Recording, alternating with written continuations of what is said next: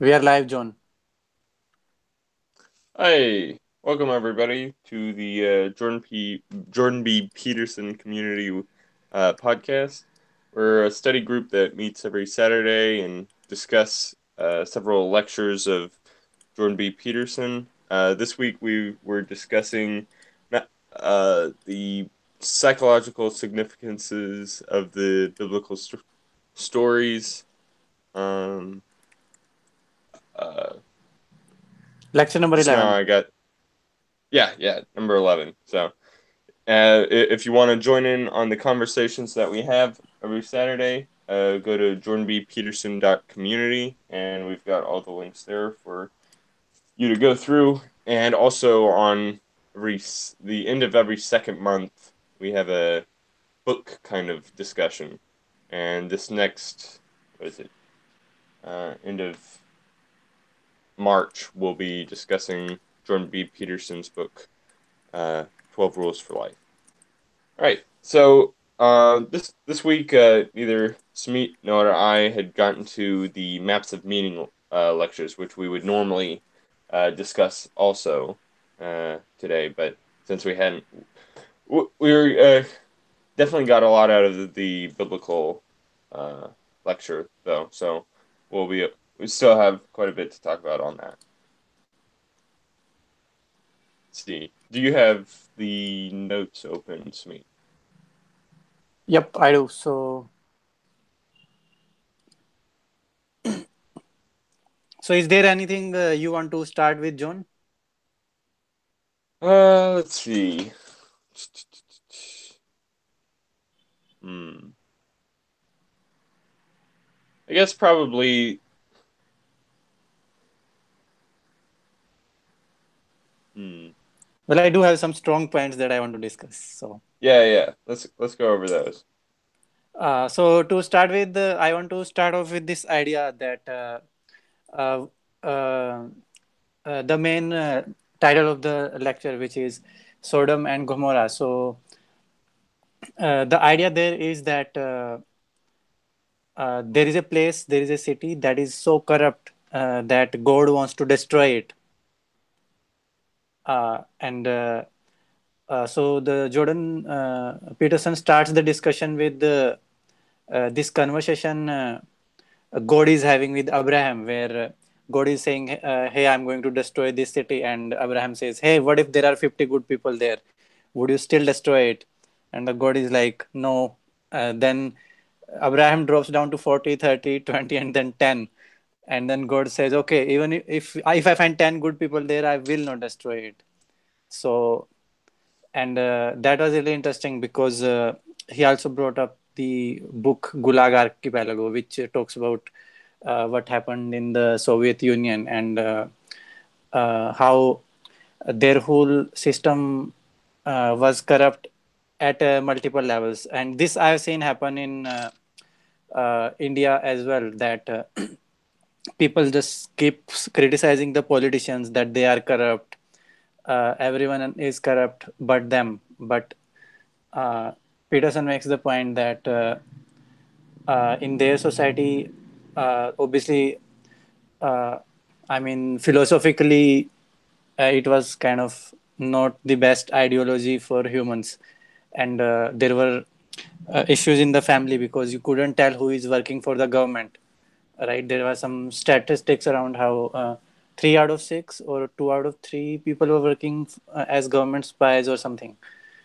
So his point is that the reason all these bad things happened was because people themselves were corrupt. They wouldn't stand up for what was right. They wouldn't stand up for what was true, and they will tolerate lies. And that I've seen uh, even in my country. Like, we are not Soviet Union, and it's much better place than, uh, in my opinion, a lot of other countries. Uh, but there are problems, and the politicians or people who are in power are always blamed that they are corrupt. But to me, the normal people are not necessarily any less corrupt. uh, they They themselves don't live the lives that are in sync with the morality. They themselves are corrupt. So I could totally relate to what he was saying. I Yeah, mean, it's yeah. I really like the story of Sodom and Gomorrah, and especially that first, or specifically for that first part with Abraham kind of uh, making a deal with God and trying to talk him down to allowing it has this idea that the a few righteous men kind of saves the rest of the wicked. Like it kind of not justifies, but it at least allows those that are less capable to continue going on, maybe. Yeah. This fits into the another point he made a while back that your moral corruption contributes in no small ways to the corruption of the whole universe. Yeah. Yeah. And that's something he brings up a bit in his book too, about how every kind of bad habit that you start is st- comes from a small, what is it? It's like tolerating. Like as soon as you tolerate a small amount of something bad, that kind of works its way outward into and ripples into larger and larger problems that occur for yourself. And you have to look at what is it that I'm tolerating right now that I don't want to continue. Like what small habits in my day-to-day life do if I were to continue, I'll harbor a grudge towards the person that does these small habits. But it's easier to just kind of let it be, just kind of let these things that I dislike continue on, and my resentment will grow and grow and grow, and then I'll have to manifest it in some other way. It's better to just kind of deal with the harder struggle of deal with the things that you don't like currently before they turn into something outside of your capability of dealing with.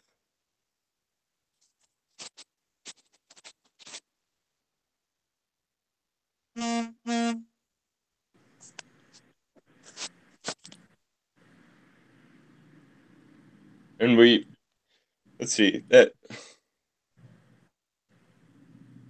what was there? There's some point that we had that kind of okay, yeah. We were talking about uh how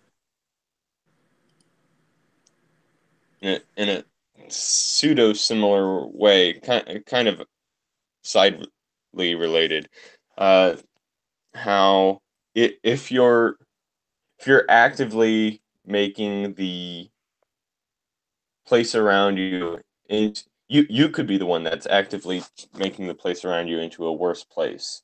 Like there's other people around you that may, just because of their temperament, or just because they're malevolent, or just because they're ignorant, they might be making the world around them a little bit worse for everyone else.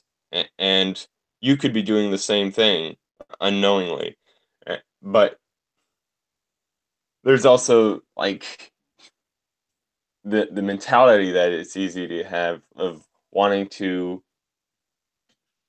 like fight back against everyone that you see is actively making the place around you worse, and you can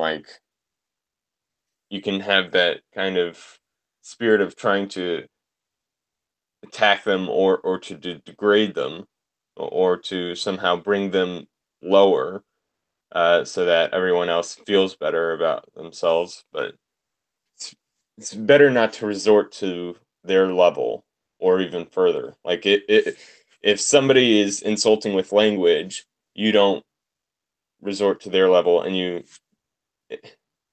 don't go even further. So like if somebody's resorting to insults to people, it's not necessary. I don't think it's necessarily the best thing to resort to an even lower level and resorting to violence, because that's, I don't know, that type of eye for eye mentality will continue to degrade the uh, culture of whatever area you're within. So if that's your family, or your business, or uh, I don't know, any other in a country, it's best to try and keep as much of, because like as soon as you get rid of the ability to speak to each other truthfully, that's when things will quickly go down into speaking to each other in ugly falsehoods, speaking to each other in um, threatening manners, and then into violent means, and then destruction and chaos.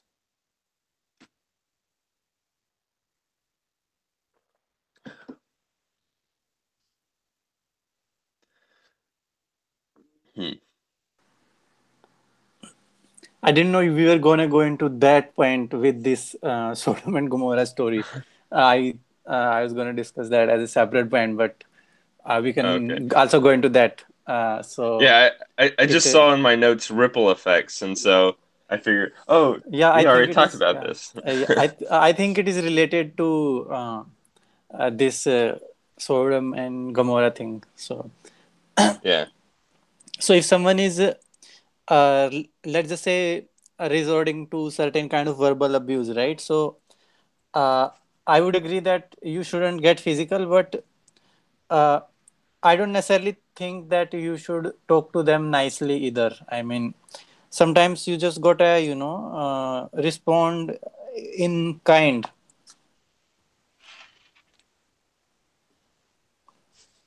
Hmm.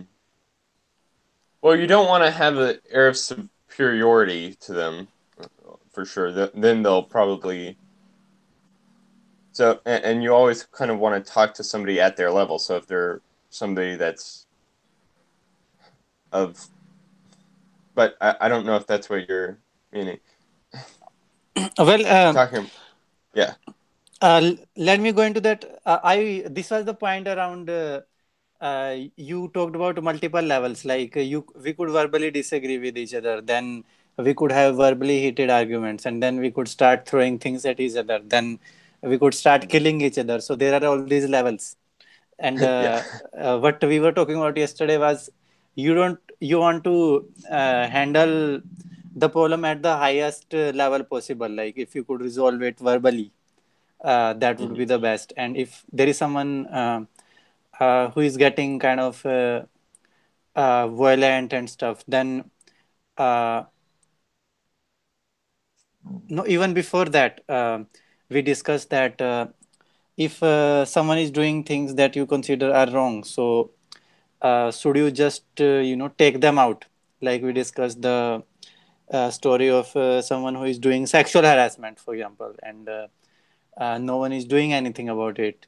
So should you take matters into your own hands? There is certainly. I watched this TV show called Dexter, so in which this serial killer called Dexter works for the police department, and he finds out people who did bad things and got away with it, and then he does his own investigation, and he once he gets the proof that they are indeed responsible for those things, he just kills them and dumps them into the ocean or something. So uh, now, to me, that sounded like a great idea, and I don't know if somebody uh, murdered your family or something, and you took the matters into your own hand and killed all of them, or even in the Crime and Punishment, where this Raskolnikov character kills that pawn broker who is a really horrible person, and I'm like, well, John, I'm not complaining. Like, uh, if if I had like suppose limited resources, and if I had to investigate the murder of that pawn broker, or some other person who was like much more upstanding member of the community, I would much rather focus resources there. Mm-hmm. Uh, and even in the crime and punishment discussion we had, I don't think uh, that this point was explicitly addressed that uh, yes, he killed her. So what? Uh, I mean, he himself feels guilty and bad about it. That is his problem. But as far as you and I are concerned, uh, should we feel bad that he murdered that pawnbroker? I don't think so. Uh, and this goes But again to, we yeah. but we still kind of expect him to continue to be somebody that murders the pawnbroker, or we benefit from his sacrifice of kind of his own self in order to kill the pawnbroker.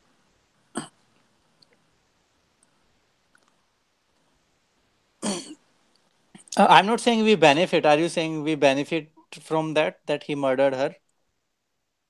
Well, I would assume it would be a benefit to kind of the people around them. Actually, that's the That's his justification for killing her, is so that it's a benefit for himself and for everyone that kind of dislikes her.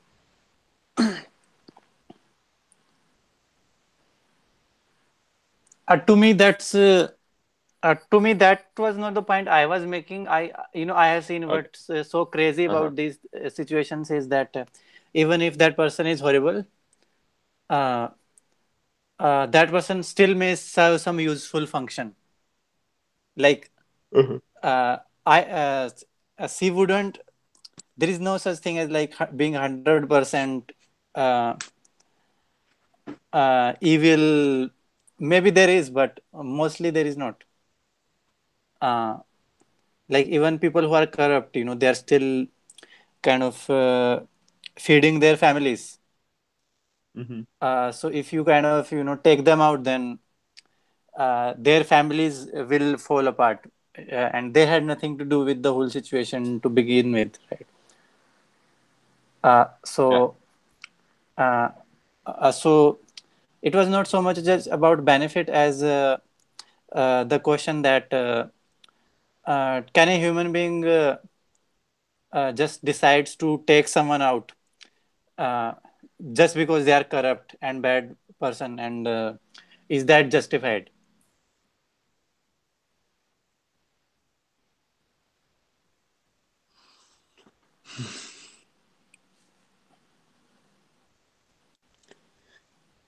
Is it justified for a man to decide to kill someone else because of their feelings, or because of their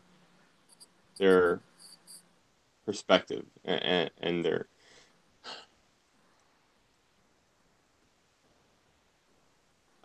I shouldn't say kill because it's definitely murder, and there's it's a, I mean, it's technically the same thing, but there's motive in it, intent with it, with a murder, whereas kill is can also be by accident. But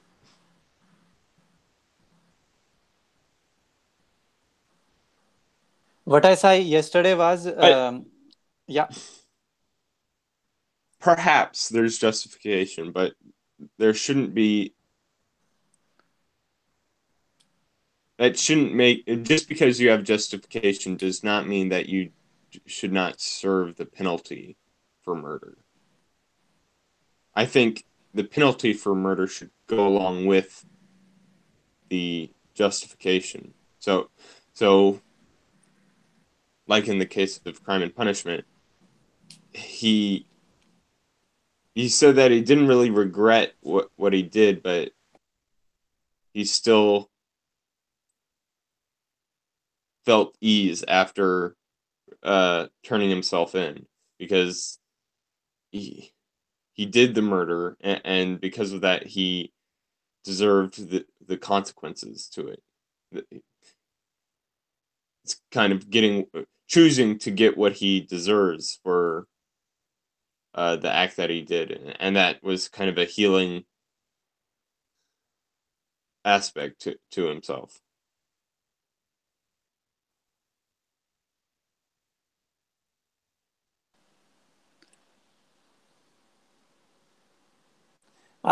This whole discussion centers around this idea that Peterson brings up, that the at the bottom of the system that you people have invest, there is this kind of assumption that every individual has something kind of divine in them, or if you have issue with that, you might say every individual is kind of have certain unalienable rights Hmm. that are just there, like they cannot be taken away, they are not a function of how you behave. So Yeah. if you assume that, it becomes a totally different discussion, and if you don't assume that, it becomes a totally different discussion, because uh, okay, let me put it this way. Let's just say someone had raped someone, and they went to the police, and they went to the courts and everything, and that other person got away with it. Now this is very much like Quentin Tarantino theme, right, where the bride is going Hmm. out there and getting revenge. So she goes out there and kills these bunch of people. So Hmm. is that justified? So you might say, okay, perhaps it is justified, but uh, does that mean he or she should get the punishment? And then I guess the answer to that question depends upon.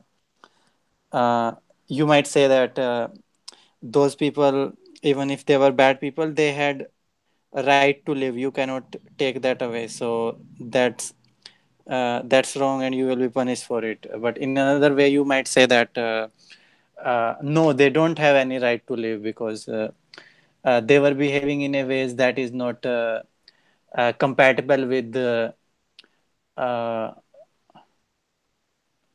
uh, certain what's the right word for that?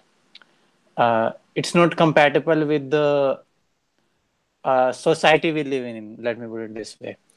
Hmm. Uh, like they have kind of violated the contract in a way by violating someone else's rights. So you might say that now those rules no longer apply to you, because you have to behave in a certain kind of manner in order to have those rights. So I guess it becomes a question of uh, somebody behaving in an irresponsible manner. Does that take away those rights?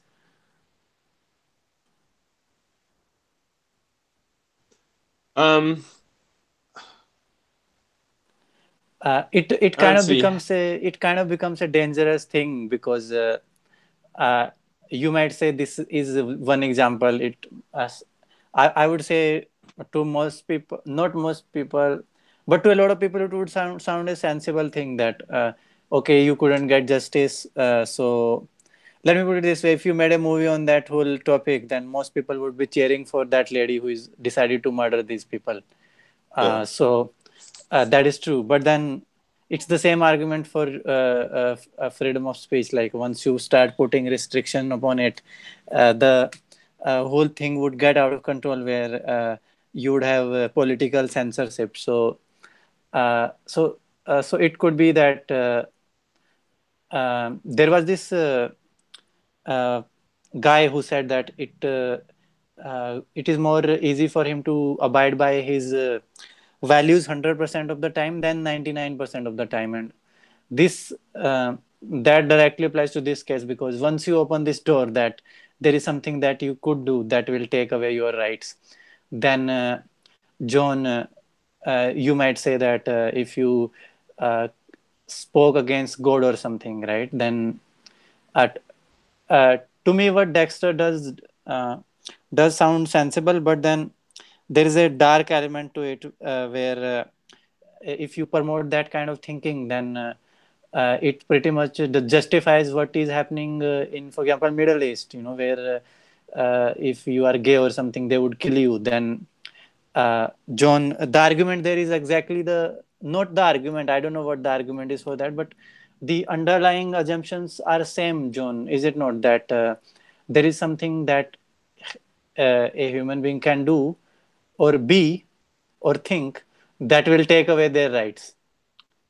So uh, it could be that if you then start speaking against God, that means, hey, that's enough. You do no longer have rights. You have to behave in this way to have those rights. So it very soon turns into a dangerous territory, or it could turn into a dangerous territory. And it's just better to have this assumption that even the criminals have certain rights that they cannot that those rights cannot be taken away from them. Even the worst uh, people we have those rights, and if you violate them, we will punish you. That kind of also buffers against people who are in middle, uh, and but at the same time might be disliked by majority of people, right? uh, it kind of buffers against the mob justice kind of the mentality. uh, uh, to me, I don't think we should trust people to take matters into their own hands. So even if then we go and punish that lady who was just doing something that most people would not most people again, but a lot of people would say, okay, it was justified. We would still punish her, because if we don't, we are opening up this dangerous territory where you say, okay, then like you might have certain rhetoric against. Uh, let's just say some author wrote some book, pissed off millions of people. Then it's not the same thing at what that lady does, but the underlying principle is the same. Uh, that that person has done something that uh, can result in us violating his rights. So again, that becomes a dangerous thing if you don't. It's not so much as you believe in this principle that every human being has got those unalienable rights, regardless of who they are, what they have done. It's not so much as an argument for that principle as it is like all the bad things will happen if we don't have that. It's kind of a negative thing. Mm-hmm. Yeah. Uh,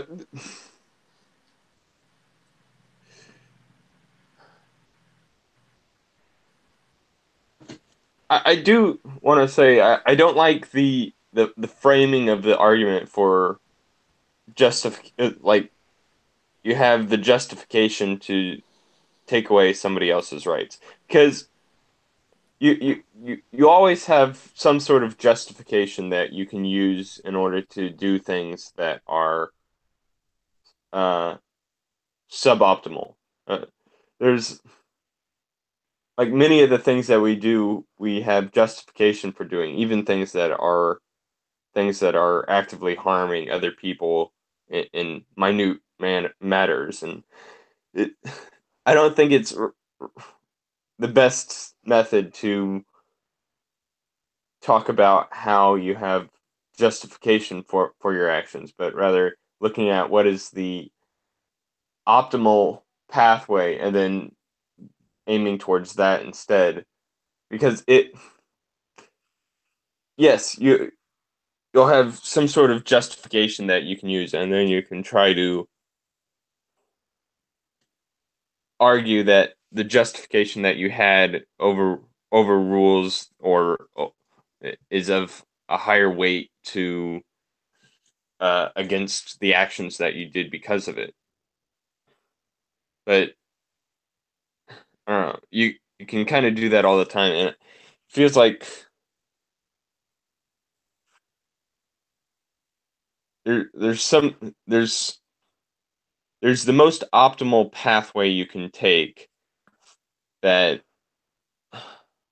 is it's better than talking about justifications uh, for your actions. This is I'm pretty scatterbrained. I guess I did way just wake up about 50 minutes or so ago. But like in this story of Sodom and Gomorrah, the the the place that Lot is in is it's a wicked place where every man is committing horrible atrocities to each other. They don't have that kind of civilized structure that's held within them. They don't have that sense of trust for one another or a sense of respect for one another. And because he's in that position, Lot's hor- uh, forced to make some decisions between like, does he care more for the strangers that he's let into his house or for his own children? And he had to go through that kind of horrible choice. And because he's been put into such a place where he had to make those types of choices, the optimal path is for him to leave that place and to flee, to get out. Just like people in certain countries, they're forced to make these choices, and the the optimal place is not to make the less bad of two bad decisions.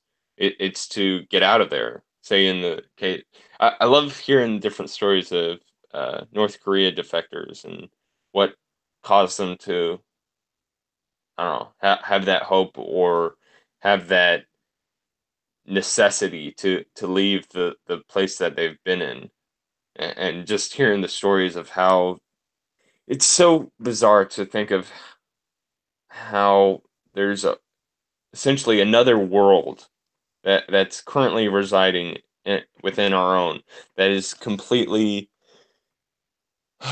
it's completely different from how we live our own lives, and it's people having to go through intense struggles that I can't even wrap my head around, just being so uh, blessed to be in the place I am currently, and I feel an aspect of not guilt necessarily, but oh, something within me that wants to attempt to alleviate that, but some things are completely out of my hands.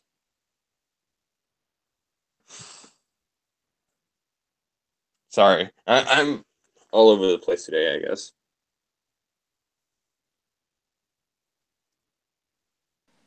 No, you are right. I mean, ideally, we would want the most optimal pathway that we can find. Is that the word you used, optimal? Yeah, optimal. Hmm. That would be correct. But in the real world, things get messy, and Yeah.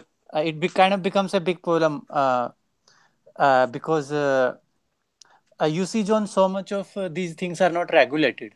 Uh, for example, and they should not be. I mean, um,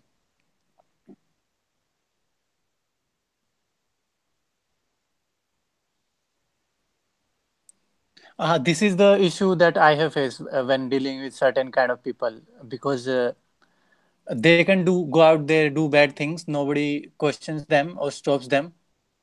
Hmm. But if I go out there, try to like say, "Hey, man, enough is enough," and get into a fight with them, then I am screwed, Yeah. because then the law will come after me,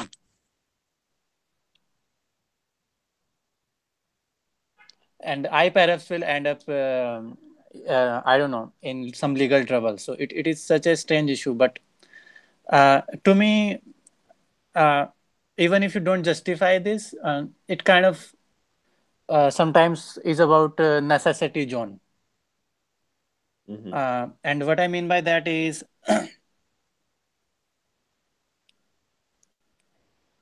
even if you are willing to forgive what happened to you, that person, let's just say, is still out there and he could still be hurting others. Yeah. Yeah, so then uh, okay, let me put it this way. Let's just say uh, a bunch of people were trying to rape someone, and you kind of fight them off and save this person and hand them over to the police. uh, but then they somehow get away with it. So now you have to make a choice, John. You can either like walk away from the situation and live your life, or you can hunt them down and kill them, because Well, that's not the only two options. what are the other options? Well, in the case of what is it? O.J. Simpson, he got away, or he got off on the what is it? In the official court case, but afterwards, in case you don't know, O.J. Simpson was a football player that murdered his girlfriend and her lover, uh, or maybe it was his wife at that time. And because the case was kind of muddled and the prosecution wasn't able to convict him, so he kind of got off free. Afterwards, I don't know how many years later, the family of the people that were murdered, they took it to a civil court, which is where it's like not involved with the government at all. And they actually won the case. And so OJ Simpson had to pay a lot of money. And in a way, he was kind of proven guilty, not through the court system, but through this civil court system. And that, I don't know, it changed the stigma around him quite a bit more. And then it ultimately led to OJ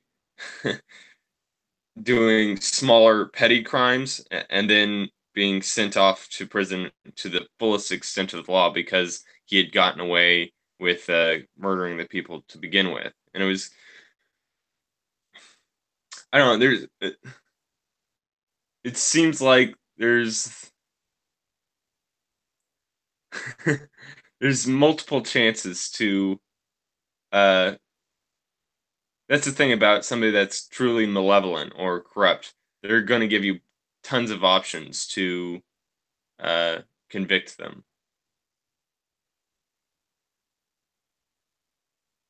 If it's, of course, you don't want that to happen, where this person gets to rape or murder many more people.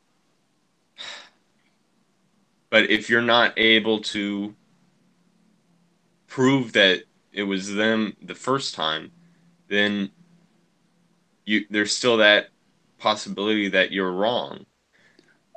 No, And I no, know no, our John. I'm talking about explicitly the situations where because that is when it becomes such a serious issue, when John. mhm. Let me. It's not so much as uh, that is what makes it a moral issue, John, for you as a human being. These people are out there. You know what they have done, and they will. These are the kind of people who will do it again.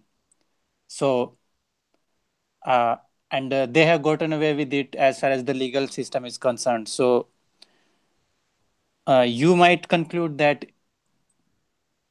it is your responsibility to stop them, rather than wait for them to do another one and then maybe not get caught again, and then uh, uh, if I was in that, let me put it this way, if I was in that situation, John, I would find it almost impossible to walk away. Mhm. But I And I also don't think you necessarily should walk away, especially in a situation like that. There's a responsibility that you have to do something. Now, you can take that responsibility and then use it to justify horrible acts of atrocities towards that person.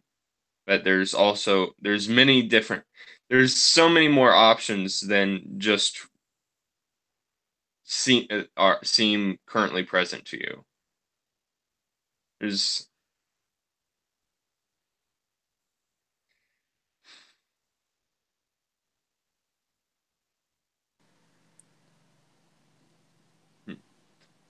These, believe me, John, these are not the kind of people you can reason with.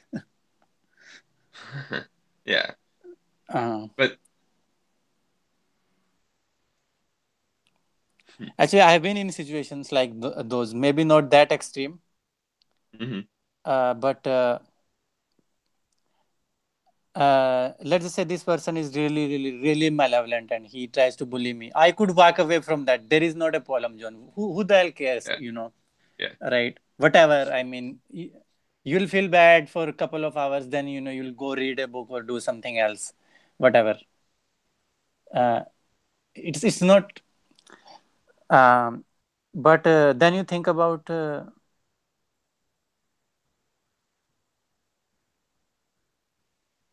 other people and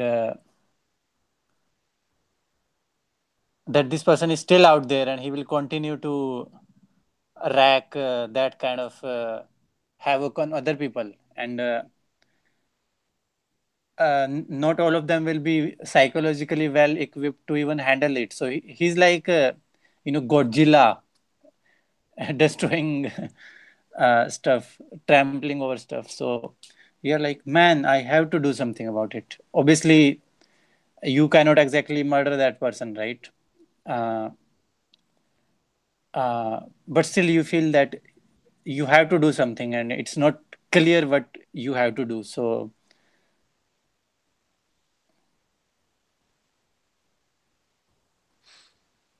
and yeah, I guess that is why it is so important to kind of stand up to these people, and whenever it happens, you stand up, you confront them, you really go after them, because at least if you are not doing any more than that, at least you are sending out a message that you know uh, that hey, if you do this, there are consequences, you will be called out on it. yeah, yeah. There's a way to retain somebody's human rights while still while they still have to face the consequences to their actions. I mean, we still have uh, certain uses of the death penalty where I mean that it's still respecting the rights of the human as much as we can, but we still go through with the death penalty because the person should know that these that the actions that they take will lead to uh, a, an endpoint. And if they're somebody that doesn't know that, it's usually or it's likely that they're insane of some sort. And I don't think that's usually when the death penalty is used, but I don't know. It seems like the death penalty is usually used for those that are truly malevolent, that understand the consequences to their actions and still continue to go about doing them. But It's a strange argument of the death penalty, yeah, because I don't myself agree with it. No, you might say, hey, earlier you were talking about that maybe a human being can do something that can justify somebody taking them out. But how can yeah, you be against the death penalty? Well, you see, we were talking outside the system where you have to do that, John. But mm, in the context of the system where you are saying that every human being has rights and you cannot violate them no matter what. So, and then you yourself say, okay, but hey, we'll give you death penalty if you do these three things. So, that to me contradicts uh, what the system is for. And earlier you were talking about how this thing. How do you really know those people are guilty? Like that's a very dangerous thing. So you shouldn't take matters into their own hands, and you would be right in that case. But then, could you contemplate that someone innocent getting a death penalty? Then even if like there is some chance that somebody innocent got it once, then that should just uh, shouldn't that just abolish death penalty then? Because uh, it's much better to if you had to kind of compare between giving a lot of people death penalty and one of them is innocent, then it's the same argument, right? That one, because of that one person, you then no longer should have it. uh, No, in the same way of Lot having to choose between his daughters or his the strangers in his house, we're flawed people and we're within a flawed system. And so we continually have to go through life choosing the least flawed method out of the all of the flaws that the least flawed method in all of our options. And so currently, possibly, and we can continue to argue about which method is least flawed, but that's kind of the argument for the death penalty, even though it does have its flaws, and there's the points where an innocent person will be sentenced to death.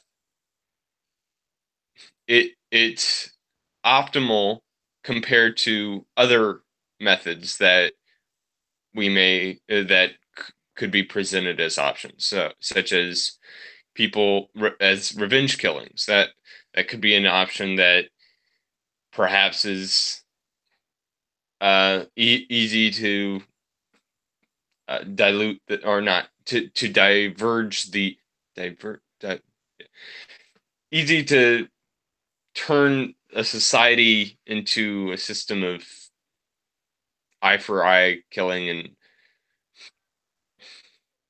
And I'm not saying that the death penalty is the most ideal option that we have. It's our current one, and it works in certain capacities. I don't think it's very efficient because uh, it costs quite a bit more for somebody to be sentenced. It costs a lot more for the taxpayers for somebody to be given the death penalty than uh, I think life in prison. Or it's strange, but it and I'm certainly up for different methods that could be optimal comparatively, but we have to weigh out all of the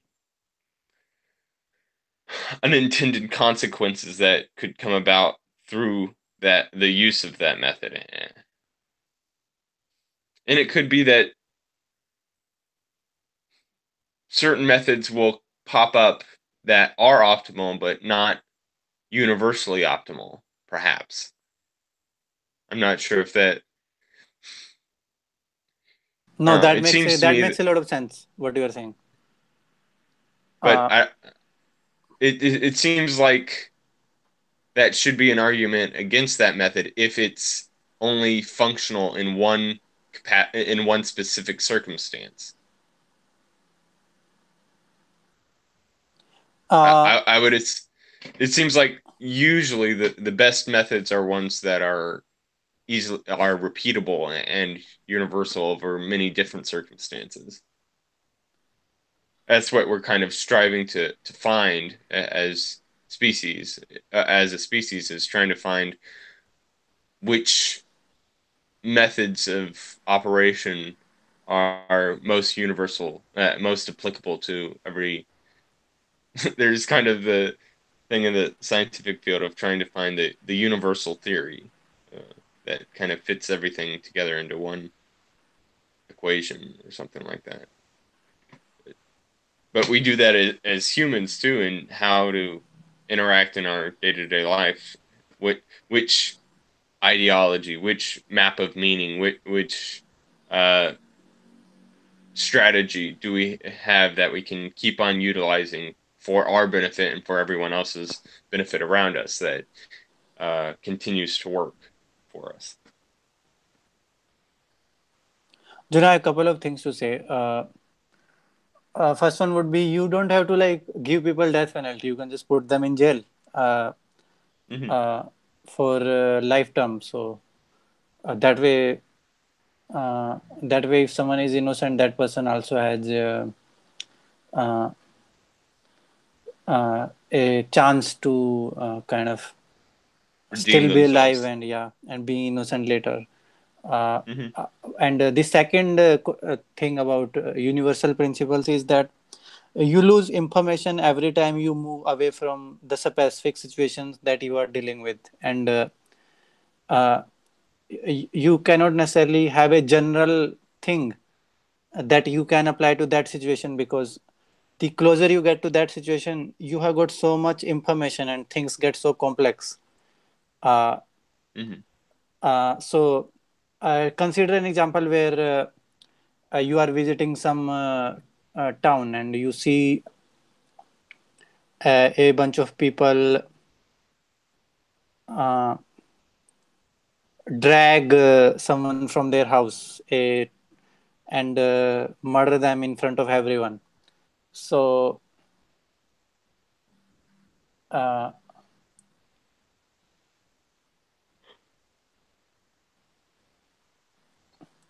and you cannot stop them. Let's just say you try, but you can't stop them, and you talk to then other people in the town, and they tell you that that's what these people do. Uh, right. So, in that case, it's to me it's no longer about justification as it is about necessity, which would be that it's the same thing people like about Trump. A lot of people criticize him for being a jerk, but a lot of people are like, hey, it's about time we had our own jerk. Even if we wouldn't say or do those things that he does, we are glad someone on our side can do stuff like that.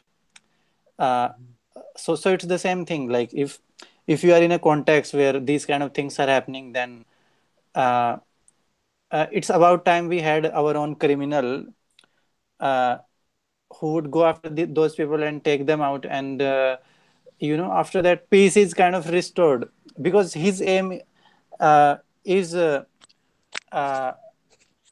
that. And but then in that situation it kind of becomes impossible for you to not stop those people, because they are out there, John, and they are evil and they are going to kill more people. And uh, to me it's just that if you are sitting in US and let's just say you have not seen that town, so you are not exposed to that evil, so you have no responsibility whatsoever. uh, but the person who is exposed to that evil, someone who has seen what they have done, uh, it kind of is like, okay, uh, I just cannot permit that kind of uh, evil to go to exist in this world. And to me now you say that what if we generalize it? uh, well, I think you can generalize it.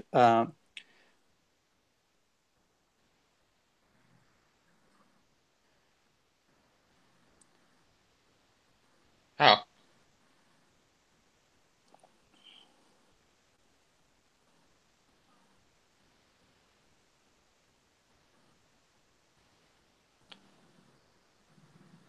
I have seen you probably shouldn't generalize it with that level of violence, but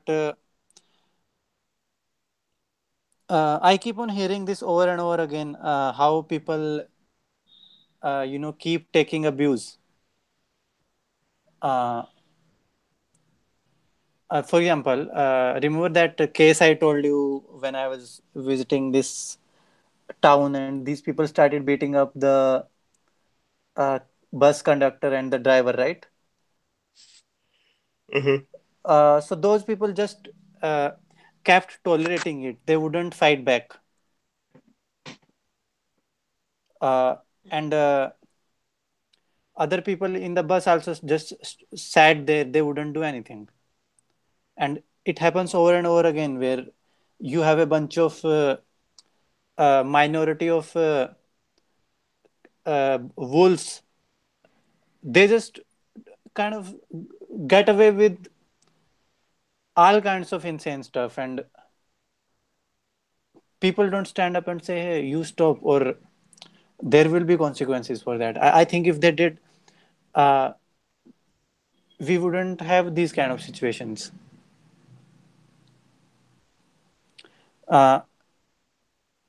uh, there are a lot of places in my country where women don't feel comfortable uh, going out at night. uh,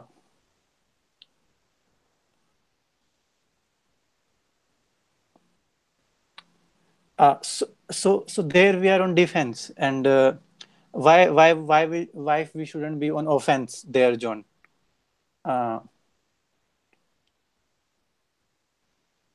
uh, by that I mean that you carry some kind of weapon with you, and let them Mm-hmm. come, bring it on.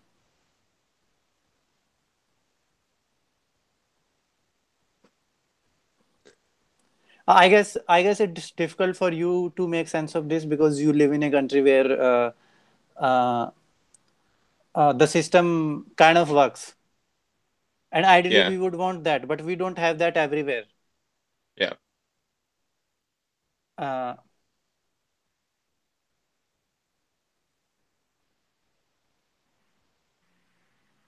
okay, let me put it this way, John.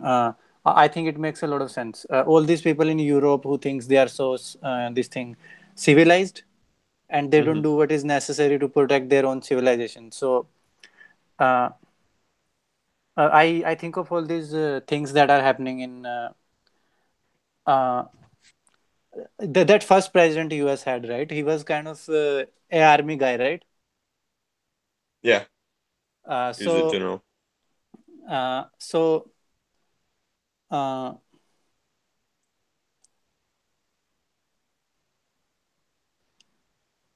and that other guy in 300 movie, uh, Mm-hmm. you look to him for like leadership, like he's a good guy, right? Because he's the hero of the story, but I wouldn't call him. I also recognize that at the end of the day he's kind of a violent murderer, uh, Mm-hmm. but that's not all he is. So uh, remember how earlier Peterson was talking about integrating your dragon with your values, and then the term of the word meek means people who have the sword that they can use to just destroy people, but they don't use it. Mm-hmm.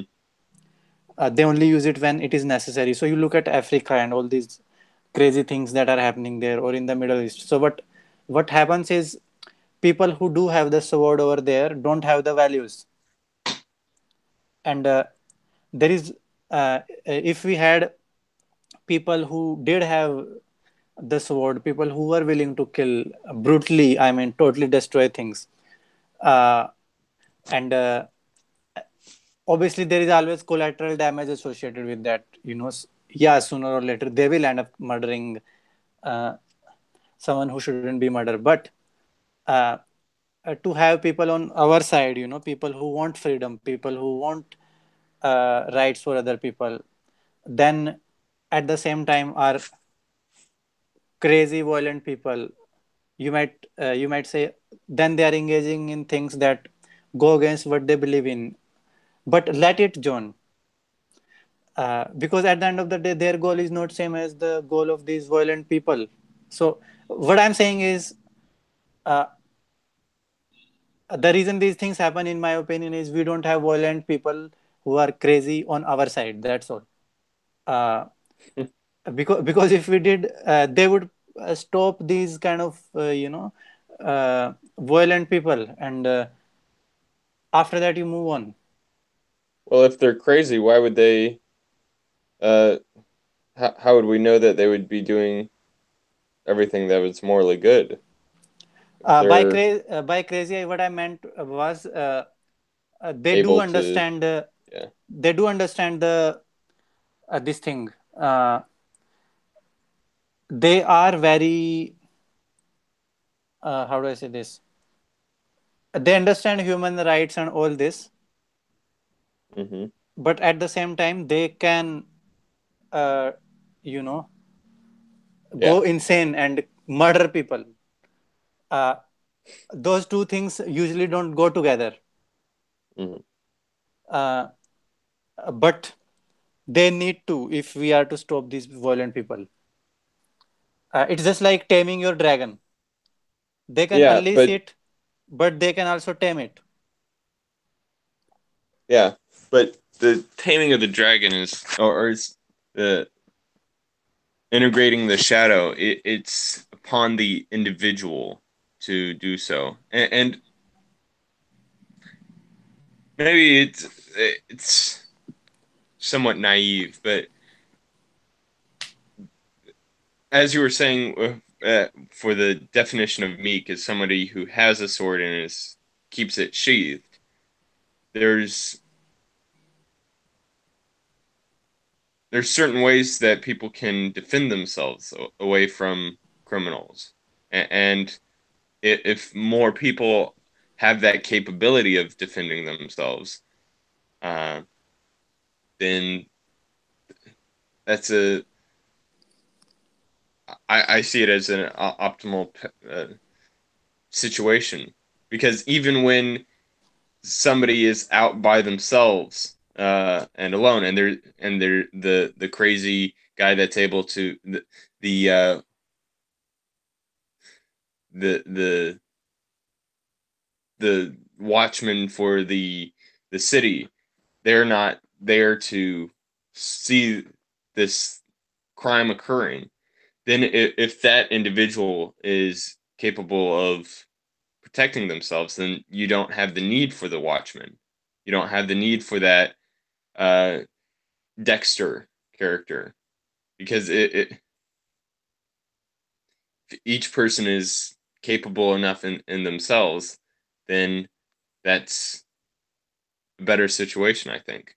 So in the case of, I'll say, as one possible uh, flawed method that could be more optimal than certain other methods is uh,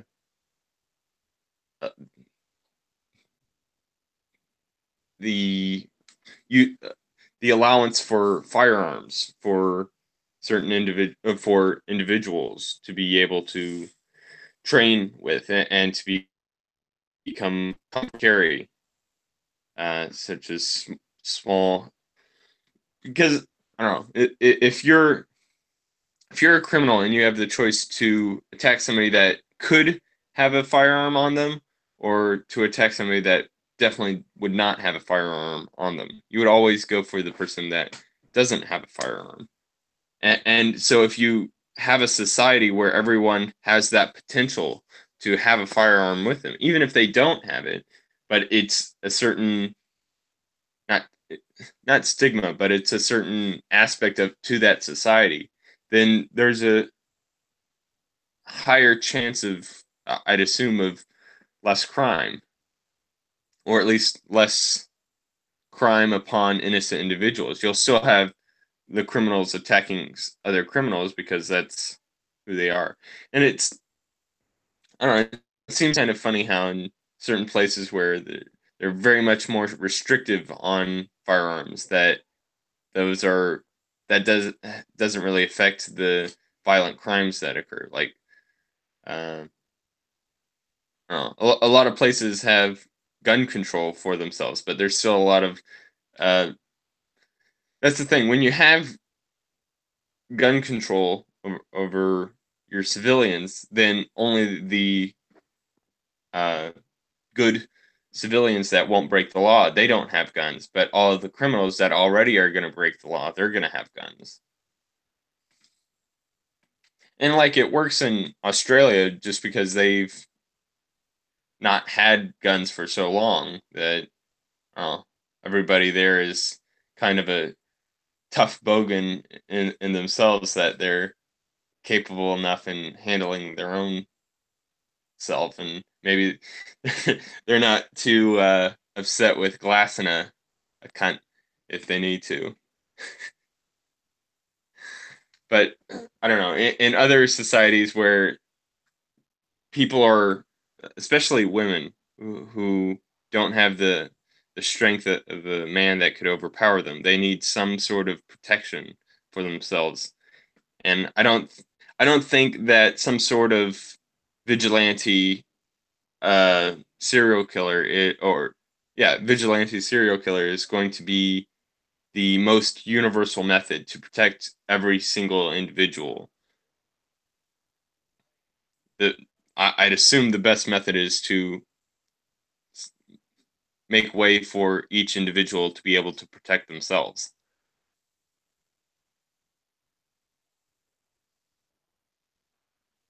and have responsibility over their own selves.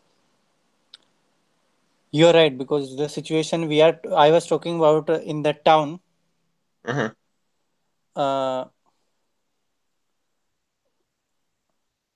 only the bad guys have guns and they scare everyone else. Yeah. So you are right. Ideally, we would want every individual to be able to protect themselves, and uh, that is cool. Uh, but if you are in a situation where only bad guys are allowed to have those kind of things, then in order to really stop them, uh, uh,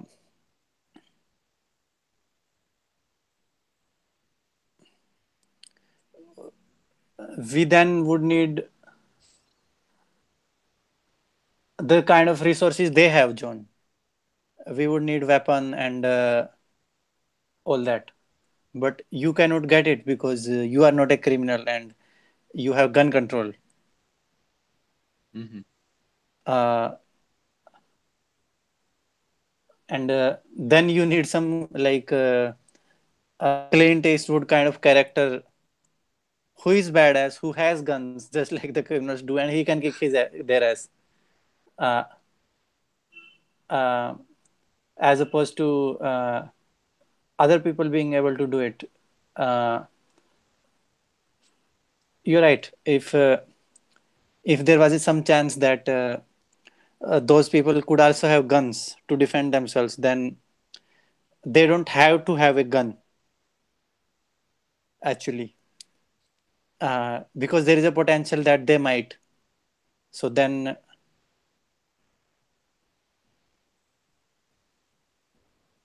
that works on a small level, I guess. But and I'm not saying we shouldn't try to empower the individuals. Perhaps murdering those bad people was kind of an easy way out. Maybe you should be working on a solution so that because you could take them out, then uh, somebody else could take their place. So you would want to create a system where people themselves can regulate these kind of things and they don't put up with this kind of bullshit, right? Mm-hmm. So Yeah. I guess that would be much tougher thing to do. uh, it will probably take your whole life to do that. uh, yeah, that would be cool. But I suppose that doesn't apply to uh, maybe countries like Africa, not countries in Africa where you have all these kind of army of bad guys.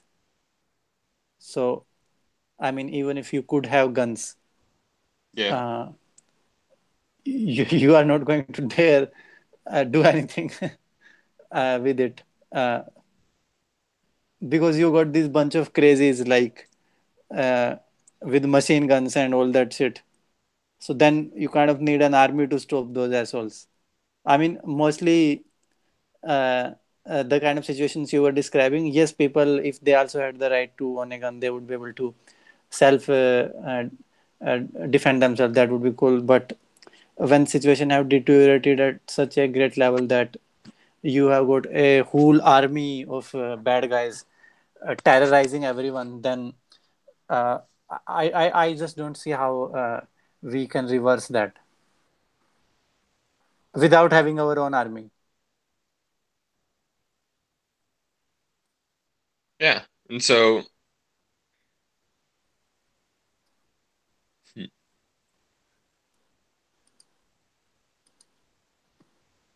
that's why that by empowering the individual, you can team up with more individuals when necessary. Anyway,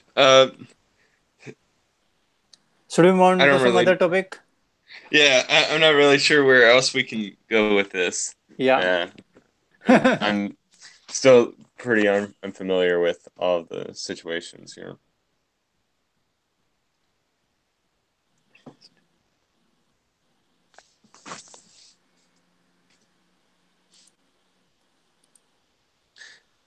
All right, so we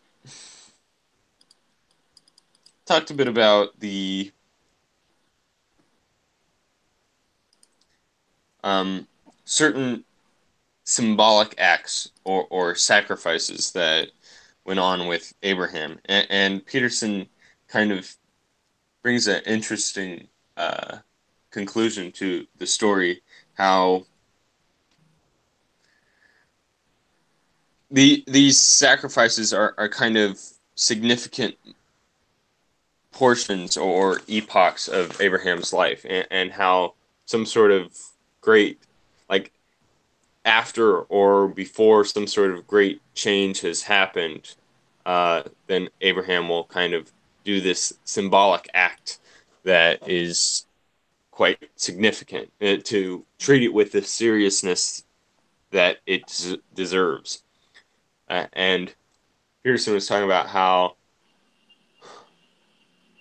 these symbolic acts that uh, were done, I don't know, they have a greater effect on the psychology of the individual that is performing the acts, because it I don't this is also kind of intermixed with our conversation, how the that act, whatever this symbolic sacrifice that has kind of taken place, it's it's creating a kind of separation between who you were and who you are now, or who you are now going to be. And through the act of that sacrifice, that or whatever it is that you're doing, that is this symbolic act of, to show the seriousness that you treat this transition. It's something that kind of gives you strength, perhaps, in to becoming the new person that you are aiming at. So he brought up the point about how with New Year's resolutions, people will never really, I mean, they'll like keep it for like a week or so, and then it just falls apart because it doesn't have the people aren't treating it with as much seriousness as they should be. And so, like in the cases for biblical times, people would devote themselves to a cause, and then they would sacrifice a large portion of what they had and who they were in order to prove themselves. It's not even, it doesn't even have to be towards any deity, it's just to prove themselves to themselves. Because if you, I don't know, go through the process and devote and kind of put yourself into a situation where you have to do the things that you've promised to do, then you're kind of stuck. You gotta continue on with it, because otherwise you're a failure, and you're also stuck in that lesser situation. So, like in the case of sacrificing part of your flock, if you were to get rid of the best of your flock, then that puts you in a position where you no longer have that flock, and so you have to aim at becoming a person that is capable of getting more of that flock, of however that may be. So by buying more land, buying more choice livestock, so as to get through that. And since you've already killed your parts of your flock, you're not you don't have as much money, so you have to work harder, and it's kind of an action that forces you into becoming more capable. And now, since I mean, we're not an agricultural society, or we're not a nomadic shepherding society anymore, to sacrifice an animal is kind of silly, and not really pertinent to us. So we have to, each individual kind of has to look at what it is that they could sacrifice in order to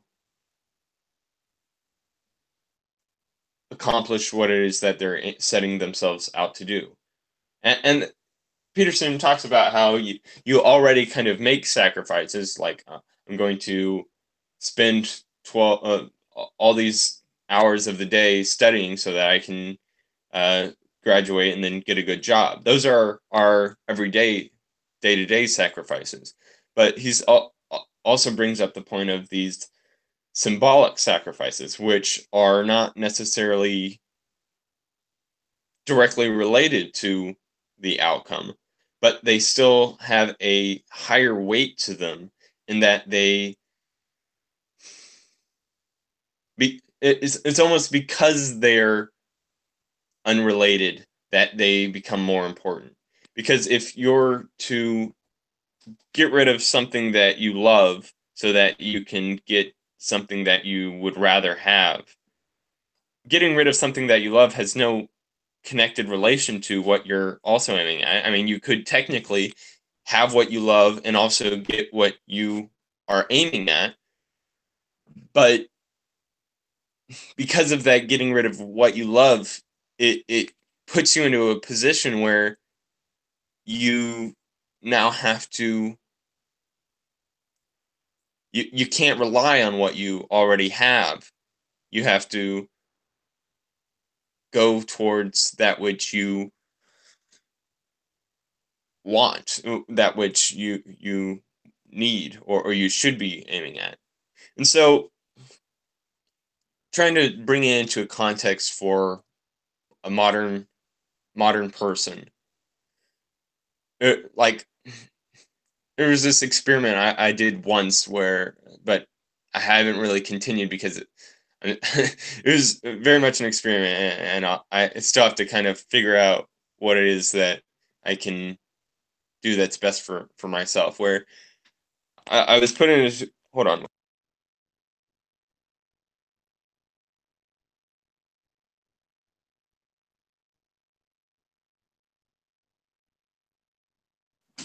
Okay, sorry.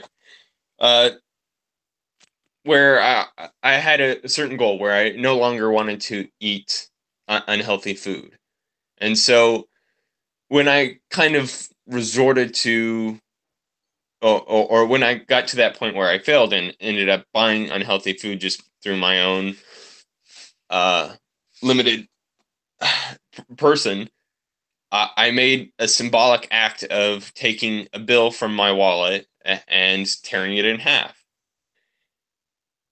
And if I were to continue that, I'd imagine, and maybe even increase the sacrifice, because the case I did, it was just a single dollar bill. But if I were to continue that type of sacrifice, it would be negatively it's like a negative reinforcement for myself, and the sacrifice itself is not related at all. Like ripping a dollar in half has nothing to do with me becoming a healthier person. They're completely unrelated. But it creates a negative concept. It's a negative reinforcement for my own psyche that, okay, every time I do this thing that I don't like, something that I also no, every time I do this thing that I do like that I don't want to continue, something that I don't like will happen. And so it's like training yourself as a little puppy or as a child that into behaving in the way that you see as proper. And there's many different ways that you can go about doing that. I think that's kind of a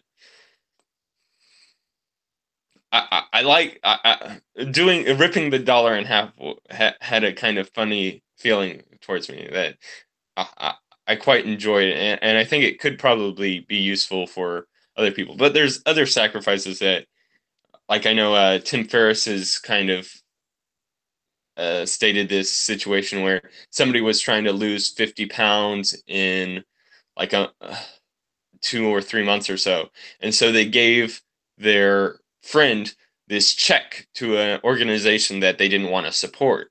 And they said, if I don't lose this weight, then you're going to send off this check to the organization that I don't support. And that was the instigator to really put him into a position where he wanted to lose that weight and almost felt necessity to lose the weight so that uh, this organization didn't profit from his failures. And that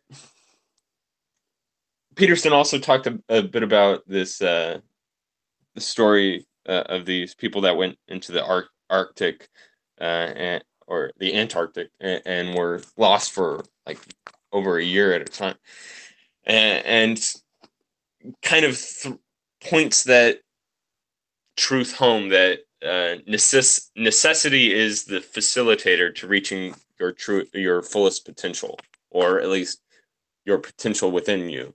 And that's the thing with potential. You can, every time you reach it, you can still have somewhere further higher to go.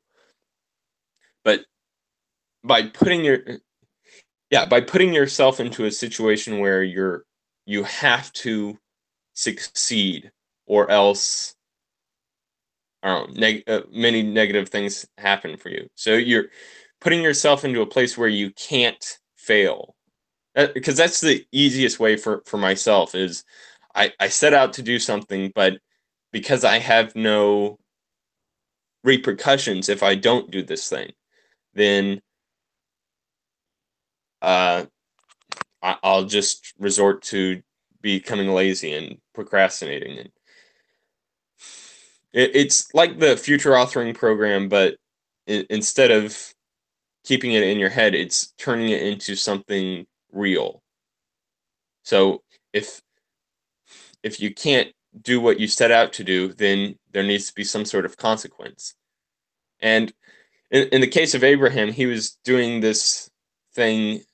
He was making these sacrifices not for his failures, but for his as glory to his success, glory to his successes, or at least glory to these transitions. So that sacrifices and transitions are they're definitely separate, but they're still kind of, or can be tied together through the symbolic act that people can go through. So you brought up the point that in women, there's already these kind of symbolic transformations between character development, or at least between maturity development. So for women, they'll menstruate as they come into puberty, and it's kind of this traumatic event that occurs, but it's also a significant physical reminder of a transition. So they're no longer the person that they were before. They're no longer a child. They're now a developing person. They're coming into their personhood, their adulthood. And in the same case for childbirth, it's another kind of traumatic event that can it's a specific divider between who you were previously and who you are currently, that, separated by that event, that transition, that symbolic event that occurs. And for men, there's not necessarily that outright physical objective thing that happens. And so there's the utility in creating these objective things, such as in the Jewish culture, there's the bar mitzvah for when a boy turns 13, and it's like it's a rite of passage for that person, and in the same way for the Native American cultures, there's many different uh, types of these rites of passage during or yeah before puberty or during puberty for coming into manhood, and it's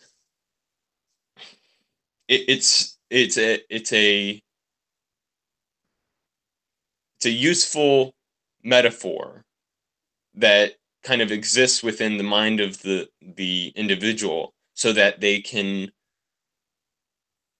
separate who they were from who they're now going to have to be. And as modern people, we don't necessarily see the utility in these types of uh, symbolic acts anymore. And because of that, we're kind of in a state of perpetual dissolution, or not dissolution, but fuzzy borders between who we were. And it's easy to kind of remain the same or keep the same mentality as you had when you were much younger and who you were previously. But these certain symbolic acts can be a useful uh, signifier of change that your psyche can kind of look back to and keep within themselves to understand who you're now going to be instead of who you once were.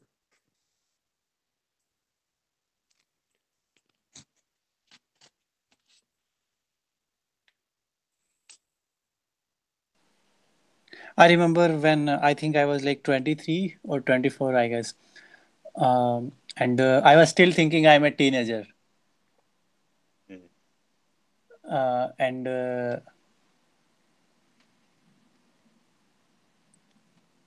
I don't know what happened. Somebody pointed it out, and I was like, oh no. Like, it's there is some responsibility that comes, right, with every time you move into a new phase. Mhm. And I somehow was not taking that responsibility on because I still thought I was in the previous stage. Mhm. Mhm. So, uh, I mean, yeah, it could happen that without that, some people might just be not realize that they have entered into a new state, right? Because we don't think about these things. We just keep going with our, routine. Mhm.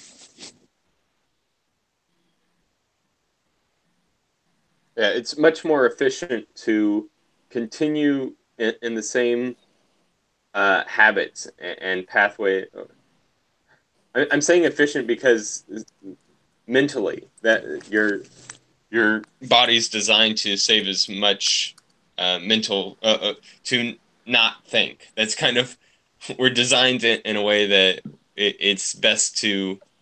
I mean it because it's hard work to go about thinking, and so it's much easier to go back to the person that we're comfortable with than to become something new.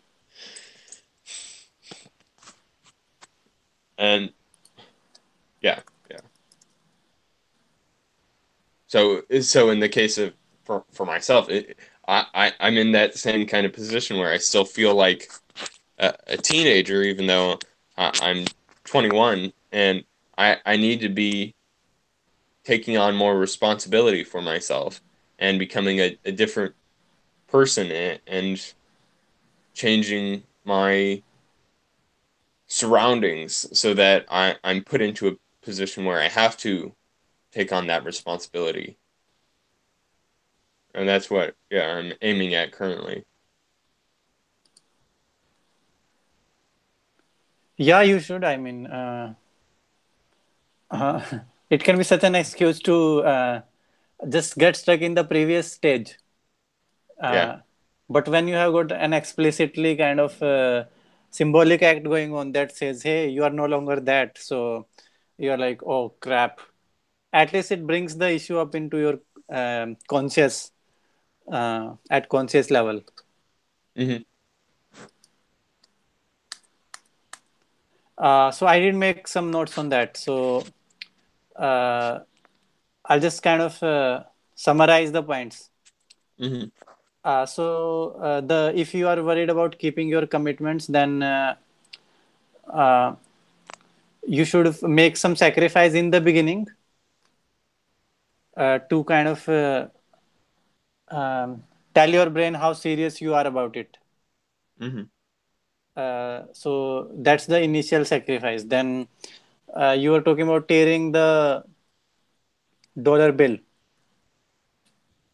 So that's like a kind of a course correction sacrifice. So you make it whenever you violate your this thing commitment, right? Hmm. Okay. So after that we discussed transitions, but that discussion got a bit complicated. It's kind of similar to the first event where you're sacrificing something in order to, well, yeah, in the case of,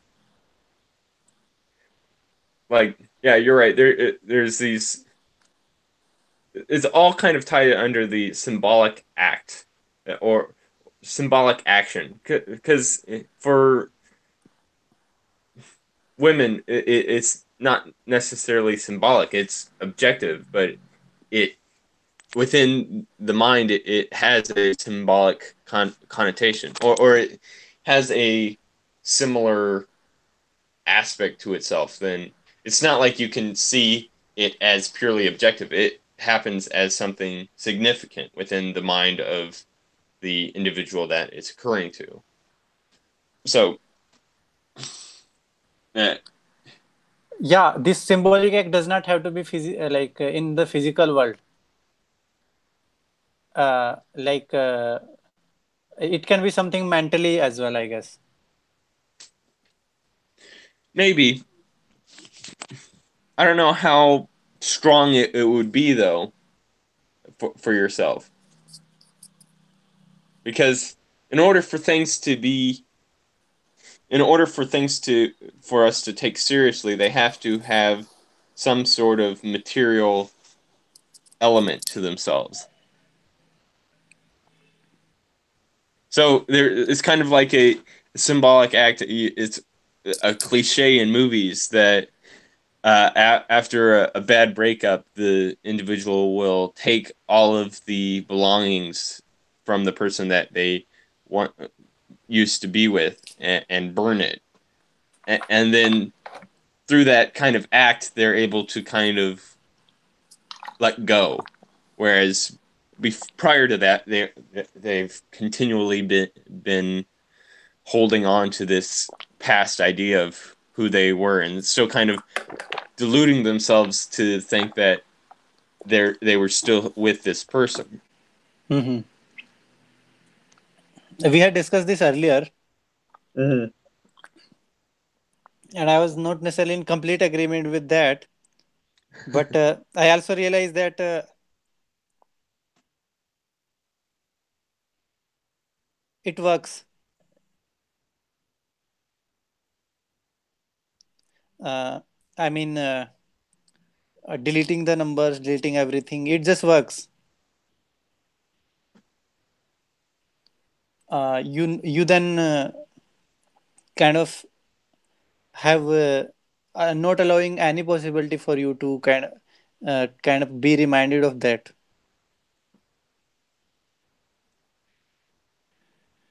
Yeah. As materialists and rational people, it's hard to see the connection between a symbolic act and the consequences towards these types of things in the real world and or within our own psyche. But it seems like our our our, our minds are connected to the things that we have near us, and I don't know, but it's like when things happen around us in the objective world, it alters who we are, or not who we are, but how we think in our subjective world. So, and it seems to be through these types of symbolic acts. But of course, I don't know. Being somebody that raised in this current age, it's hard to exactly say that with any certainty because I haven't gone through the practice of doing these certain symbolic acts exactly. I can't know for sure how functional they actually are until going through and practicing something.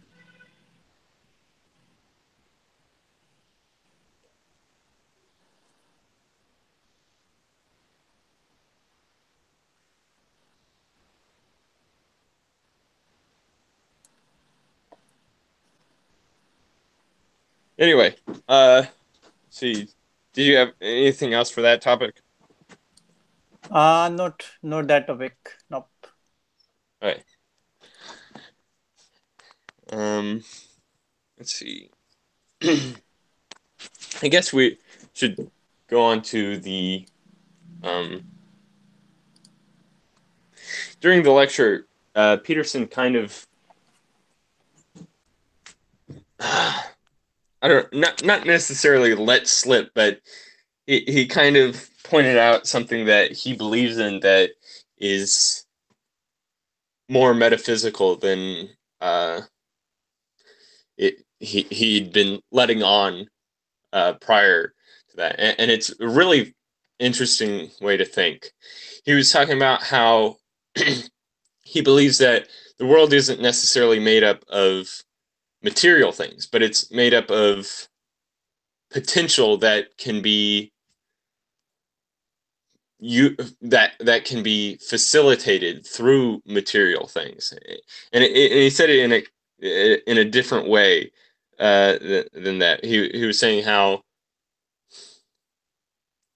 he believes that yeah, there's potential within everything, and there's ways of reaching that potential by the way that we act and how we treat these different things, and how we kind of uh, interact with the things. And it reminded me quite a bit of the Aristotelian notion of telos or telos, um, which is kind of the idea that there's certain there's the potential within all things to aim towards their telos, or to the telos is kind of used in two different ways with Aristotle, and I'm speaking well out of my own uh, comfort and within my own really knowledge because I have yet to read any of uh, Aristotle's books, but and so this is all kind of like second hand or third hand in certain situations of trying to describe it. So I'll definitely get back to it once I have a better comprehension of what telos is, possibly in the future. But it's the, I, like the, uh, the, the example of an acorn and a mighty oak tree. So within an acorn, there's the potential to become an oak tree that can be made manifest. And if you kind of treat it in the proper way, then it can manifest its telos. But there's other ways that you can go about treating this acorn into a way that the telos is never fully revealed. So the telos of an oak tree, of an acorn, is to become a mighty tree, to grow and to become a tall tree and to kind of reach its fullest potential. And as a materialist, that it's not like there's a mighty tree that's within an acorn. There, there's like, I don't know. I don't know how you can kind of square away that idea that there's other than really telos, because within an acorn there's that potential. There's it's a true thing that there's a, a mighty oak tree within it that can kind of be. It can turn into a tree, and that idea goes further into less obvious means. So there's the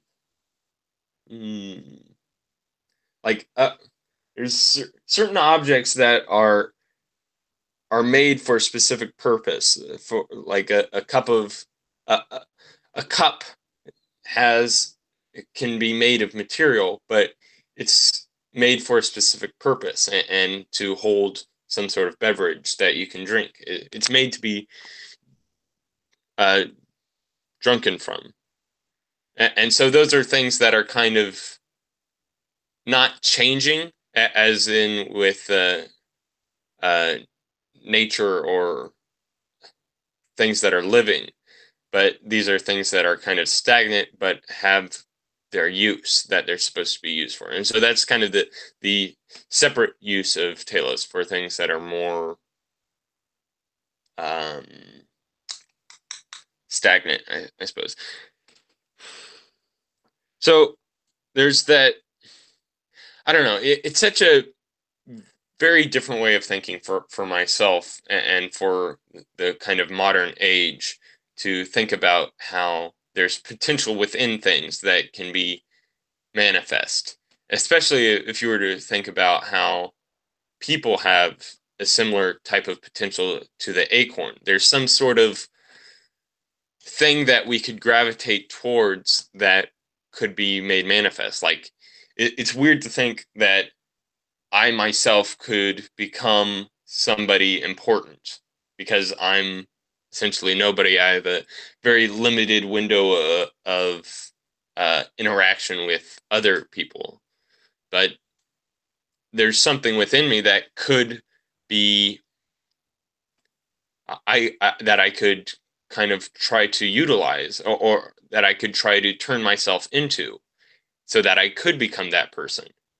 There's that person within me just in the same way that but it's not within my present self. It's kind of outside of my current self, but it can be aimed towards, and it can be, and I can kind of walk closer and closer to becoming my telos. Just in the same way that a seed can slowly grow and grow and grow into its oak tree. And you could say that there's no real connection between the oak tree and the seedling. Like there's in the same way there's no connection between my future self who I could become, or my highest potential of self is unconnected to the person I am currently. But in the case of the acorn, that's a physical manifestation. That it's not like the acorn will ever become something other than its telos unless something gets in its way. The acorn can't become suddenly an apple tree. It has its purpose that it's aiming towards, and it's doing it unconsciously. It's biologically driven, just as we are to a certain to a large extent. I mean, we have the ability to make decisions and to witness our decisions, and so we can actively choose to aim towards our telos, or we can actively choose to not try to aim towards our telos. That's kind of the difference between uh, a rock and a human, in that people have the ability to do things that are against their own benefit, where they're not. I don't know. That kind of brings up the whole free will debate, but I don't know. It seems strange that we have two potentials between who we could become. We could continue being the person we are currently, and or we could become somebody very different from ourselves. And we seem to have the ability to kind of choose between those two people. But and that's the thing. The weird thing with people that argue against free will is they'll still argue towards having agency for themselves.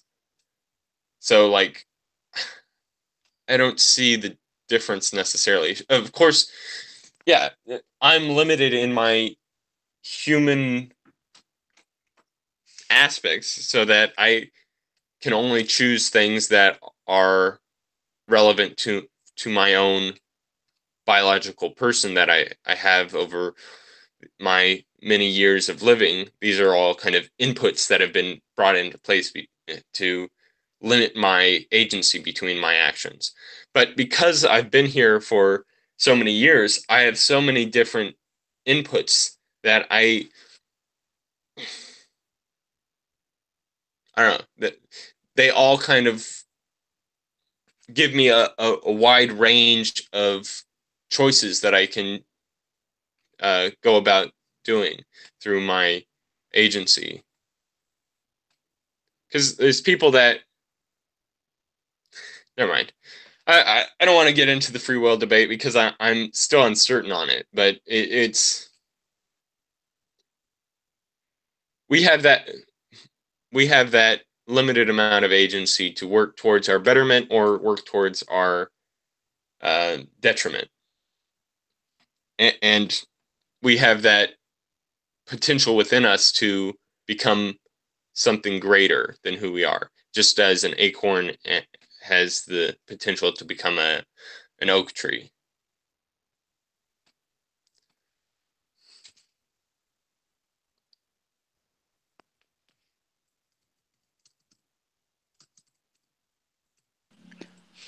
But with oak tree, it's kind of fixed, right? He has to become an oak tree. Yes, he does. Um, he's he's That. kind of, Mhm. yeah, he's limited by his own nature.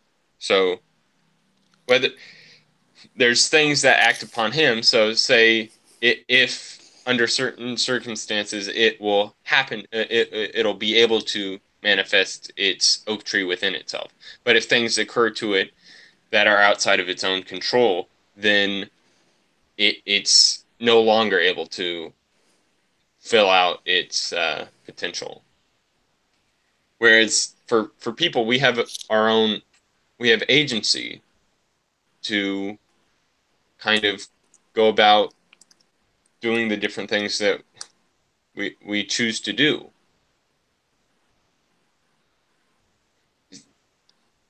The reason I brought that up is because in his Maps of Meaning lectures, he talked about personality types, and he said there are some people, they're very industrious, he called them, that Mm-hmm. if you put them in a forest with an axe, they'll just chop the whole forest down.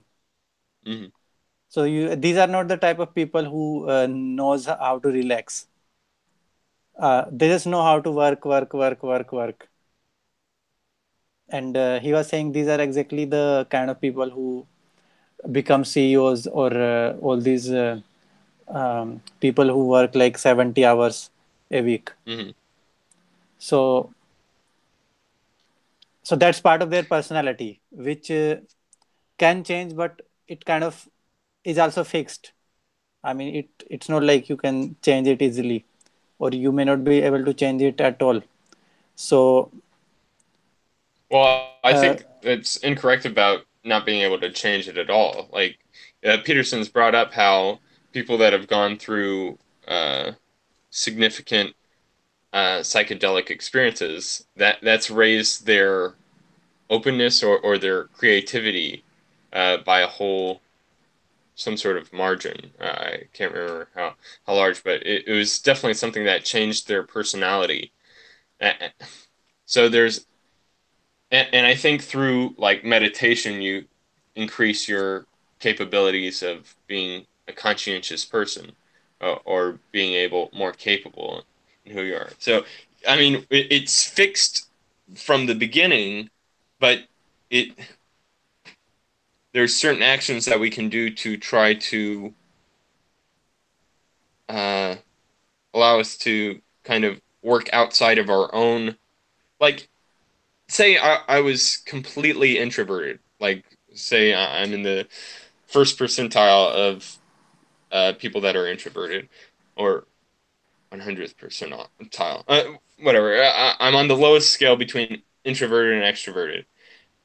I can still work my way upwards to become more extroverted by in the same way that Peterson talks about dealing with fears, by doing small amounts that are outside of my just barely outside of my own uh, perspective, or just barely outside of my own comfort.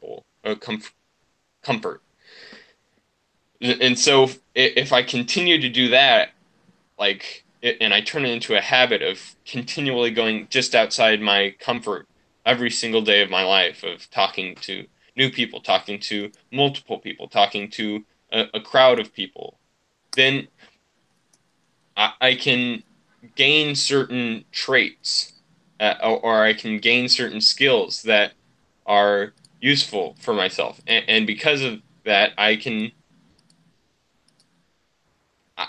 I can have a kind of dual personality, in where I have my biological personality that that I'm used to and I'm comfortable with, and then I have the kind of learned personality where can I can work with, and I think you can you can be happy acting outside of your own personality, or acting outside of your original personality. I think it probably would change your actual uh, biological person as well, because there's certain traits that yeah you can take on that alter your genes to an extent too, through like epigenetics. There's aspects of actions that you can do that will affect your children after you.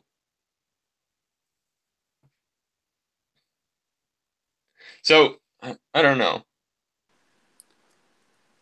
I don't like the free will debate, just because it I don't know, it seems to be simplistic, and to a point where that's not functional at all. So like you can say that um the stock market exchange, that it's all based off of causality, and of course it is, but that doesn't necessarily change anything, because it still behaves in a way that's too complex to be able to uh, assume. It's too complex to actually predict the outcomes for the stock market. I mean, you can do certain aspects, but that's it's not like you're right 100% of the time. Human beings are too complex to uh, defined down to a point of causality. Because even if it is true, which it most probably is, uh, as a materialist, you have to kind of come to that conclusion that there's nothing besides um, the inputs that have all come in, and they all lead to some specific outcomes. It's people behave in a way that's too complex to uh, act in that way. So you still treat people with the same aspect, with the same, you can say, delusion of free will, because that's how people behave in the world, as if they have free will. And if you were to treat somebody, and you're always doing this too, like you're never. Stefan Molyneux makes the point that you're not going to debate a rock that's just continually rolling down a hill. You're you debate with humans because you know that there's the capacity to change within them, to change from they're able to act outside of their own human nature to a certain extent, or at least act outside of their own instinct, maybe through the act of thinking and discussion and debate. And I don't know.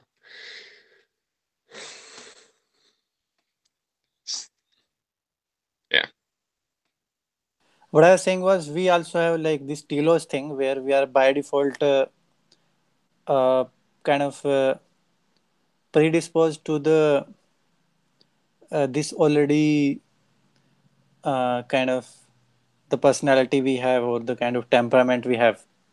So uh, so even if you try to change it, you are still operating in that this thing Mm-hmm. Yeah. in that bottom thing, which could be different for different people. And a lot of obviously I'm not going to take that drug to change anything. I might meditate. So uh, but still I think a lot of suffering comes from not understanding what your telos is properly, and Mm-hmm. unnecessarily, maybe necessarily, but trying to change it when maybe you shouldn't, uh, rather than build on top of it. So it's like the underlying ground you have on which you are to build the building. Obviously you can change things about it, but uh, and at times you should, and that is the decision that is uh, tricky, because for a in the like for a very long time I keep on hearing, hey, have fun, right? Hey, go to Mm-hmm. parties. There is all this rhetoric about that this is what you need to do if like life is to be worth living. Like uh, when people ask me, hey, what did you do on the weekend, I feel this immense pressure to just say, oh, I went out, I was partying, you know. So there is this cultural thing going on, and for a very long time I was so confused about these things, because I'm like that guy who would chop down the whole forest uh, if you give him an axe. Like I always need to do something. Uh, I wouldn't just sit down and sip a coffee and look out the window and say how great it is. I'm like, what? Why would I do that? It's a waste of my time. And for a very long time, I felt bad about it. I felt that there is something wrong with me. I need to change. And now I'm able to more appreciate that telos aspect of it and say, hey, this is who I am, right? Mm-hmm. It doesn't make sense for me to hang out with you guys, go out, have watch these movies, or do this party thing. I tried it, but rather than make me fulfilled, it just doesn't work for me. So now I'm like, okay, so it's time to fully develop this thing. It's time to embrace this thing. And in that domain, I still have a choice. I still get to choose what I want to do. Mm-hmm. But that underlying personality thing, I'm no longer creating unnecessary friction by saying I should be like this and I'm not. I'm like, screw that. So that's the point I wanted to make, because people keep unnecessarily trying to change things or become like these other models that we have of how you should be living your life, that are more popular, and that just makes you so miserable, and it shouldn't have to.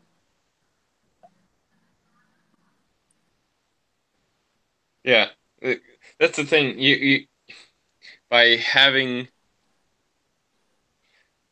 you're most happy, not even happy. Your life feels most worth living when it's uh when you're seeking you're searching out and trying to make manifest your telos.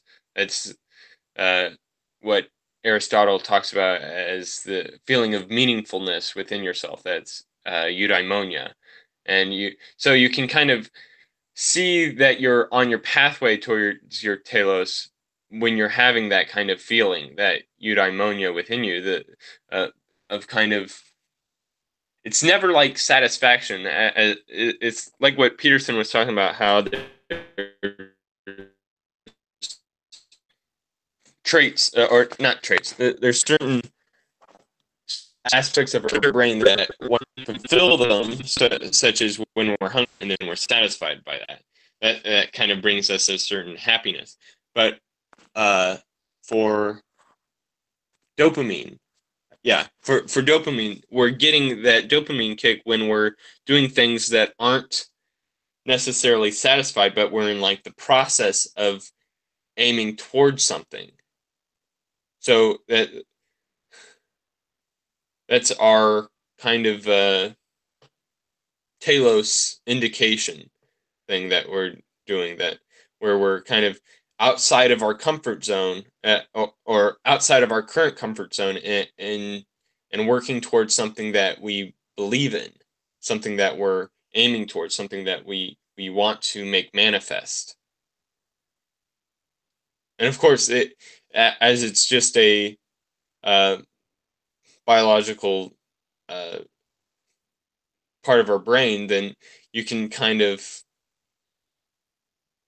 falsely create that sense of meaningfulness through drugs, but it's not it's not real.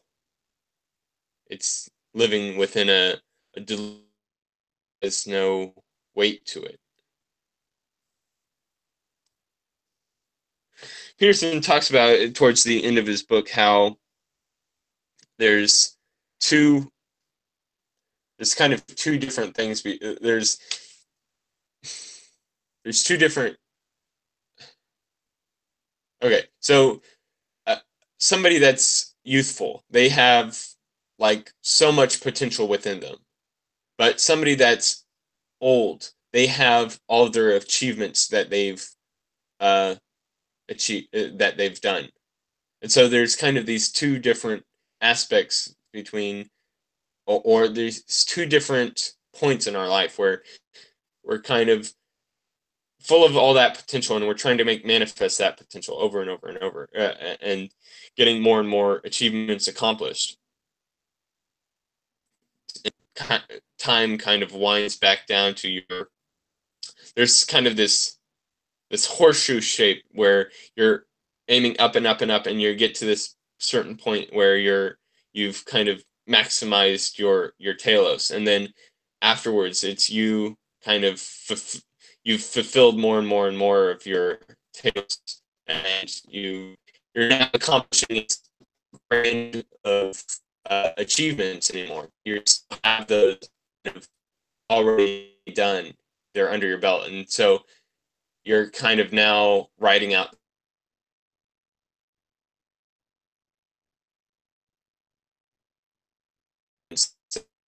and have achievements, such as say children or businesses or whatever it is that you've done. Now have a those now are kind of fulfilling their own, uh, those now all have their own potential within themselves that they're able to go about trying to make manifest, and you're able to kind of witness that and aim to help them in that if you can. Anyway, yeah.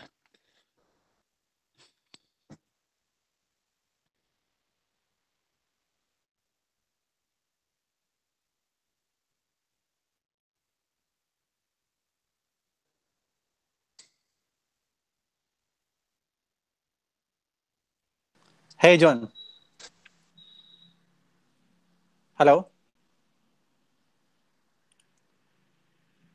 Can you hear me? Okay, can you hear me? Yeah, yeah, I can hear you. Can you hear Oh, me? you've been like a bit, you breaking up in between. Oh, I was. Sorry about that. I think Ben was here, and I think Netha was also here Oh, on okay, the cool. stream. All right. Hmm. What was that? Uh, yeah, I was just talking about how somebody in your youth you have unlimited potential. Basically, you don't know what it is that you can accomplish, and then as you get older and older, you're turning that potential into actual achievements and actual reality. And then as time goes on, you're no longer full of that potential anymore because you get older, you're less skilled or you're less capable, and so you're you're like trading in potential for reality, or yeah, yeah, and that's what kind of happens through time. Cats are hungry.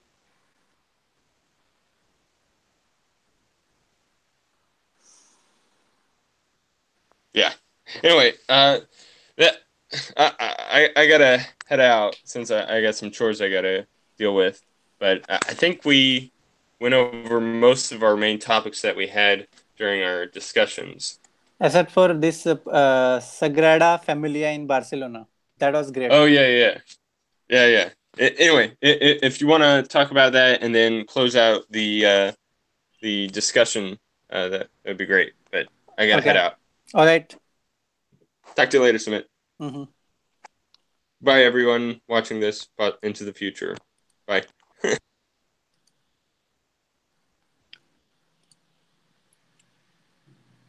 Okay, so what John was saying reminds me of this dialogue from Boston Legal Show, where these two friends are talking, and one of them, they're talking about young people, and one of them says, tomorrow is full of possibilities, and maybe the young people just have more tomorrows ahead of them than we do. So another thing we discussed was this structure in Barcelona. It's called Sagrada Familia. So they've been trying to build it for like 300 years, and I think it will be finished sometime around 2026. And I think you should check it out. It's quite beautiful. This was when Peterson was talking about the economic utility of beauty.